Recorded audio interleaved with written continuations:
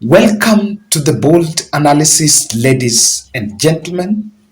And here we do it different. I want us to look at the issue of Hillary Mutyambai. I think many of our subscribers have been reaching out and asking me why I did not do any comment on that. Today, when I was going through the Abdi Gulier's affidavit in Supreme Court, the decision by the Inspector General of Police to step out, or rather to abstain from office at this critical time, is not just coincidental. And there could be things behind the scene.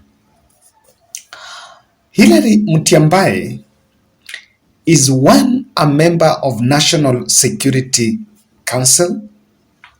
That is the topmost security organ of the country, involving the members of the president, who is the chair, the deputy president, who has been absentee there, cabinet secretary in charge of foreign affairs, Eugene Omalwa, the cabinet secretary in charge of internal security, that is CS Matiang'i, attorney general, chief of defense forces, inspector general of police.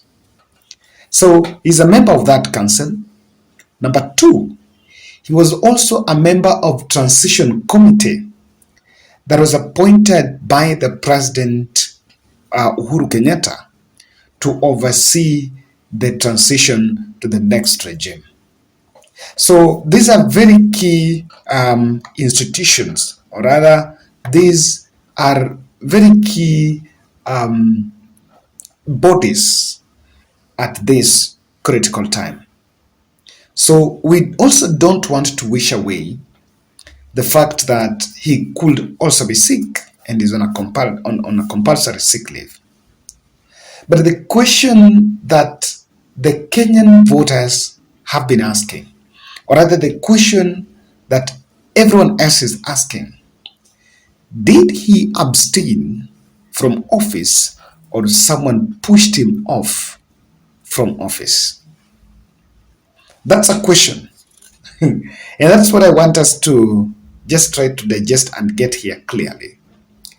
But just to make us understand, I want to trace the presence of IG in this election, because it will open our eyes to see and make our own judgments on what probably could be happening. I think by the end of the day, we will have an idea that was he pushed from office, or did he just push himself? Now, in this election, the role of IG was to provide security to election personnel, election materials, and the voter, pre, on election day, and post election day. Of course, people can give their red card in terms of operations at that point. How do you think police conducted themselves, even though there were instances of flaws, security flaws, where some ballot papers were found burned somewhere and here and there? These were all emerging. Now, the next some few days to the election, there was the controversial arrest of 3 Venezuelans in the airport. And Wafula Chebukati, who is the chairman of the commission, found himself on exchange with the DCA boss, George Kinoti. And I think after 2 days of that, Hillary Mutyambai came in and held a press briefing when he was accompanied by Wafula Chebukati and DCA Kinoti and all of them. And in that press briefing, it came out that the issue of the Venezuelans was actually addressed in the boardroom, no question, and he came in as their betrayer, or rather as the mediator, to say that the two organs had decided to solve the matter in the boardroom, and it has been solved, and the matter was put to rest.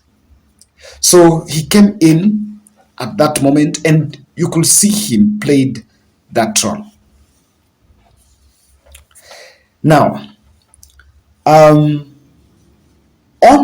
think during the election period, I want us to go at the verification day. After the drama at Bomas of Kenya, of course, there was tension from both camps. We saw that the deputy IG was called into action and took charge of operations at Bomas of Kenya. Then let's go to the affidavit by Abdi Guliye. That's also another place I saw the presence of IG. In the affidavit by Abdi Guliye, which personally I have maintained that we are being treated to dramas and fairy stories, and it's just diverting the attention to the crystal clear questions on integrity of the Form 34As. Abdi Guliye is saying that at 2 p.m., IG Hilary Mutyambai was part of the team, a delegation of the National Security Advisory Council. The National Security Advisory Council works under the National Security Council. So it's a body below the bigger apex, the top organ. And IG Mutyambai was in the company of Chief of Defense Forces. That was someone that was representing the Vice Chief of the Defense Forces, Oduor. He was in the company of someone from the Office of Attorney General, not Attorney General himself. Now, this was a representation of the National Security Advisory Council. So on that day, despite the fact that he was a member of it, when they stepped out, then at Bomas of Kenya, I want to pick something from Dennis Tumbi. Dennis Tumbi is saying that at Bomas of Kenya, operations were being undertaken by by Gulo, who is the deputy inspector IG. And as the new team were complaining that the deputy IG was not fair to them at Bomas of Kenya, and there were undertones of political inclination. That emerged.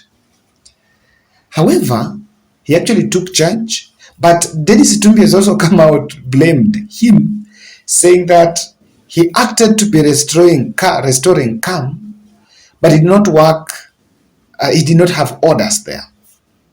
So there is a bit of, at that moment, the person that took charge of that operation was Deputy IG. Question. I'm not uniformed, but we have many members here. Do you think the Deputy IG will take charge of Bomas of Kenya operation, or the Bomas of Kenya exercise, security there, if it was not directions of the leader, or rather of the boss? Ask yourself that question. Perhaps we'll get an answer before this analysis session. Now, and there was a feeling that the absence of IG Mutyambai, the first perception that, or rather the first thing that comes into people's mind is this: is there a problem in terms of security, in terms of operations that are done in the security sector? Because maybe the senior most is supposed to give the order, then it goes down. Can it start from the deputy? And if there is a security decision that has been made at the topmost organ, can it go to the deputy IG? Then it cascades down at that moment. Now, I choose to focus on the absence of Hilary Mutyambai in the topmost security organ of the country, National Security Council. Because now that he's not in office, I want to understand that he might not be part of this. he might also not be part of that transition committee. Even though both the transition committee and the National Security Council, I don't think the absence of one person makes them lack quorum. If it works, if it's based on quorum, then they still have quorum. But his absence there is very critical. Guys, what do you think? Look at it. What do you think? Kindly subscribe to our channel, click the notification bell, and like our video. I also want to remind you of Sarah Tieno's medical fundraiser, the 15 days extension of the 50 shillings challenge ending on 5th September. We're on our way to help one of our subscribers be discharged from hospital. She suffered acute leukemia and she's been in the hospital for the last, I think now like 6 months when we get to September. The bill inflated to 1 million. So we did the first 21 days challenge. We're in a position to pay around 800 to 10,000. The balance is 215. So we're pushing ourselves to the last mile. As by the time I was doing this video, 27th, midnight, 11:38. Yes, when I was shooting this, I had around 113,000. So I believe that we are on course and we are going to achieve. In the next, we have like 8 days. We can pull this and bring this home. Now, what is really happening? And I want us to look at this in a very good, just try to point out, we're not going to pull any other thought from the moon. And to me, these are some of the things I'm seeing. Will his absence affect the chain of command in the security operations in this election? I am asking this because today there was a fake propaganda by maybe bloggers who are anti-Raila that Raila was planning to stage some protests around IBC and Supreme Court. That emerged. They were fake. They're actually propaganda, so it did not get anywhere. And I am asking this because I want to believe that even since the results were announced, whether it's emergency or planned or routine meetings of this top security organ, I know they've had a recap on what the conduct, or rather how the election has gone. And maybe there are things that are still going on because the president is quiet and silence is a tool. If there is to be a chain of command, is it going to be affected? You will actually realize that the answer is no. Because the moment deputy takes charge, he assumes the role of the inspector general. What I only doubt is whether he will be attending the National Security Council meeting if they are called at this time. However, did someone put to task the IG on the issue of the Venezuelans? Because even though it was addressed amicably, and the matter, when it was talked about at that joint press briefing, it was like something behind us. But boom, from the moons, the DCI has released a forensic audit of the 3 Venezuelans, and it seems to be part of the evidence that Azimio La Umoja is using in Supreme Court. And my good friend Lynette Anyango was asking me, Kevin, so if if there was a problem with the Venezuelans, and yes, we're saying they might have interfered with the polls, this issue was to be addressed somewhere back. What exactly happened? Did someone press an off button and someone is pushed to task? Because honestly, after IG took that compulsory relief, the same day, that DCI released a forensic audit of what they found. So ultimately, what this information had been there, and we understand they have been deported maybe, but this information has been there, but it has not been out. Remember, the boss is the IG. So I also see it in the center of this. But you also not underscore a conflict of interest in the political space, or even in these bodies, where there are emerging camps. And these camps can emerge in the light of what is going on. Are there conflict of interests?